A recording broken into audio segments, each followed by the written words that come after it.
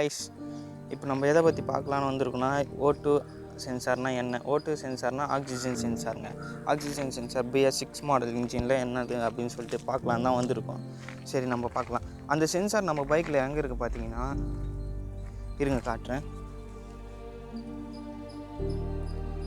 இது தெரியுதுங்களா? இதுதான் அந்த ஆக்சிஜன் சென்சார்.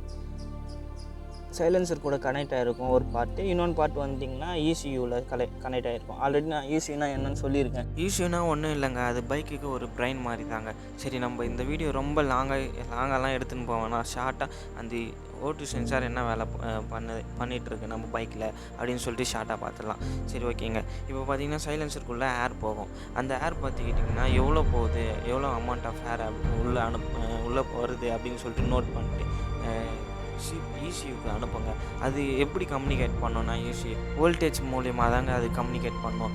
இவ்வளோ ஏர் வருதுன்னா அதுக்கேற்ற மாதிரி ஒரு பவர் வந்து சப்ளை பண்ணணும் ECUக்கு. அந்த பவர் வச்சு அது கேல்குலேட் பண்ணிட்டு அது பார்த்திங்கன்னா இவ்வளோ ஃபியூல் வந்து அனுப்பணும் அப்படின்னு சொல்லிட்டு அனுப்பும். ஏன் பார்த்தீங்கன்னா ஏரையும் ஃபியூலையும் ஒன்றா ஆகுற வேலை தாங்க இது பண்ணிகிட்ருக்கு. பெட்ரோல் வந்து ஃபயர் ஆகணுங்க.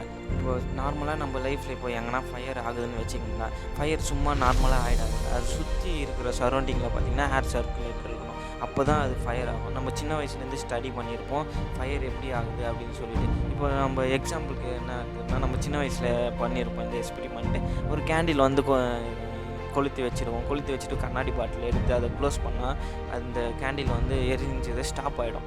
ஏன்னா அங்கே காற்று எதுவுமே இல்லைங்க. காற்று இருந்ததெல்லாம் அது அப்படியே மொத்தம் ஸ்டாப் ஆகிடும். சர்க்குலேஷன் இல்லை, ஏர் சர்க்குலேஷன் இல்லை. அதனால் பார்த்திங்கன்னா ஃபயர் ஆகாது. அதே கான்செப்ட் தான் இங்கே பைக்குள்ளே பார்த்திங்கன்னா இன்ஜின்குள்ளே ஏர் இருந்தால் தான் ஃபியூல் உள்ளே போயிட்டு ஃபயர் ஆகும். இல்லைனா ஃபியூல் மட்டும் உள்ளே இருக்கும்போது ஃபயர் ஆகாது. ஏர் இல்லாத போது ஃபயர் ஆகுமா? ஆகாது. அதனால ஏர் உள்ளே போகும், வெளியே வரும். அந்த வேலை தான் பண்ணிகிட்ருக்கேன். இந்த O2 சென்சார் எவ்வளோ ஏர் உள்ளே போகுது, இன்ஜின்குள்ளே எவ்வளோ போகுது அப்படின்னு சொல்லிட்டு ஒரு மெசேஜ் அனுப்பும் ECUக்கு.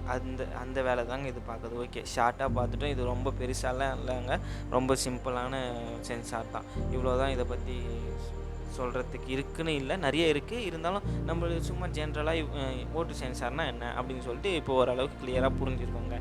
சரி, ஓகே. இப்போ பார்த்தீங்கன்னா நான் இந்த வீடியோவில் ஃபுல்லாக கூட சொல்லலைங்க இதை சென்சார் பற்றி. சும்மா நார்மலாக ஜென்ரலாக என்ன அந்த சென்சார் என்ன ஒர்க் பண்ணுது அப்படின்னு சொல்லிட்டு தான் நார்மலாக சொன்னேன். நம்ம ஒன்றும் பெருசாக நம்ம ஒன்றும் பைக் ஒன்றும் மேனுஃபேக்சர் பண்ண போகிறது இல்லைங்க.